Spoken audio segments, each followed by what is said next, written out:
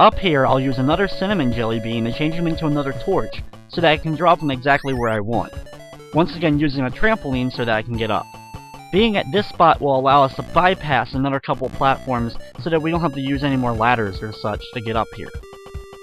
As you can see, I just barely skimmed past that one so I can get up here. Use another ketchup in order to get Blob up here, and then change him into a bridge so that you can get across. Leave him in his bridge form as you walk to the left and collect the bag of jelly beans.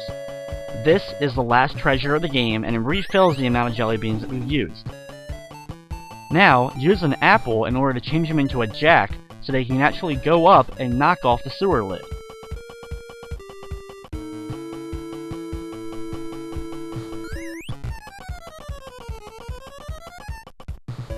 Then, use your licorice to climb out of the sewer. Once Blob is back up, use a root beer one to change him into a rocket. This is what allows us to travel from Earth to Blob's home planet of Blobolonia.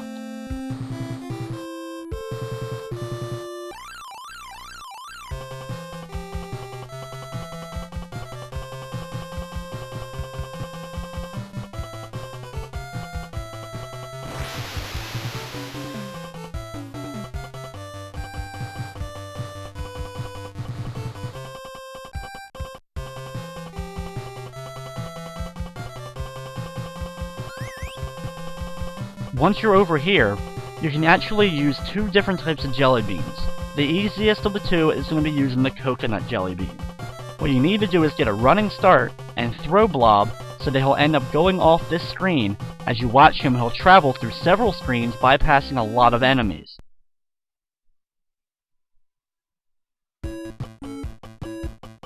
As we see some cherry bombs slowly falling from the sky. This game definitely loved the little puns and jokes that it made throughout.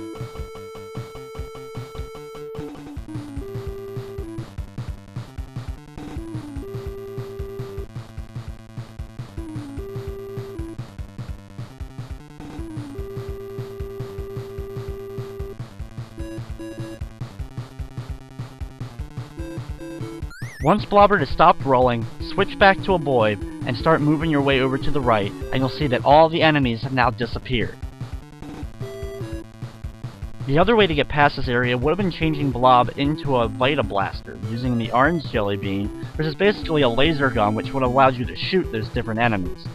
However, using the coconut allows you to get past the screens a lot quicker.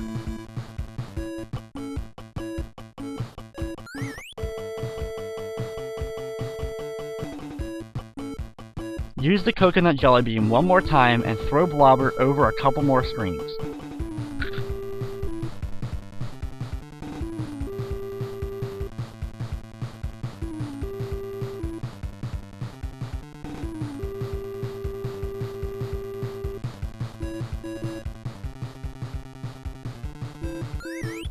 Once he gets to the building, change back and then actually run through the next couple screens and enter that building.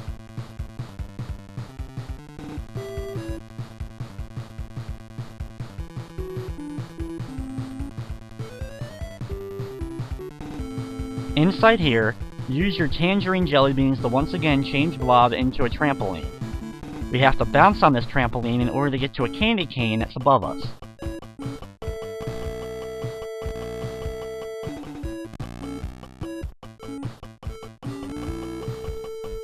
Once on the candy cane, go over to the right and you'll be able to turn off a machine. Without turning off this machine, you wouldn't be able to bypass the next screen.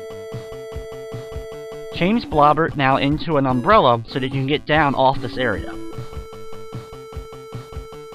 We now have to do the same thing again in order to get up to a second candy cane and turn off another machine.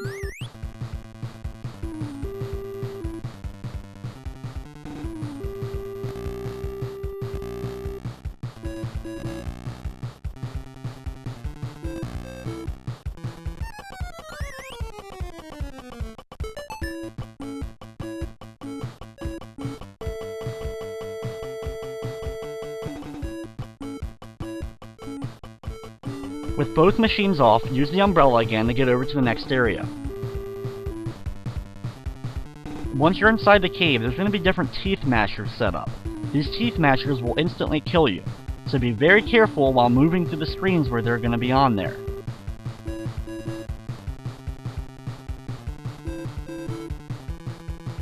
Once past, you'll see a gap with a lot of different chocolate flying up.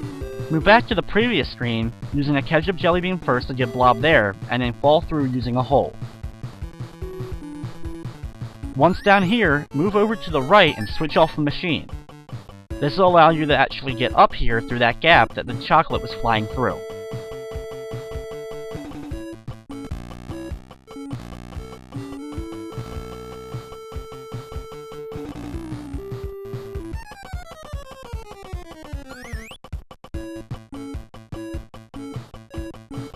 We have a couple more screens of the mashers, so be very careful here. Eventually, you're going to come to a door with a big keyhole in it. Get Blobert there, and then use one of the lime jelly beans in order to change Blobert into a key. In his key form, you can enter the door. This is the final screen of the game. Use the whistle to call Blobert, and then you actually have to get a running start and throw him an apple jelly bean. Changing him into the jack, he'll knock over a thing of vitamins, destroying the evil king.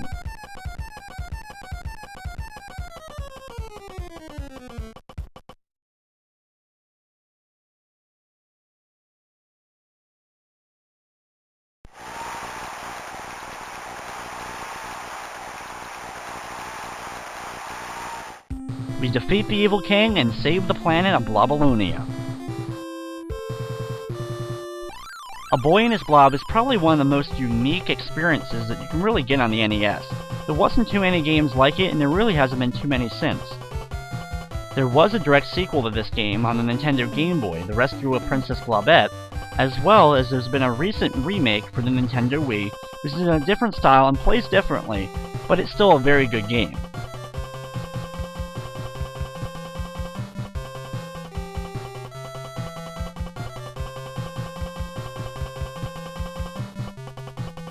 And with that, that's going to wrap up this edition of Play It Through.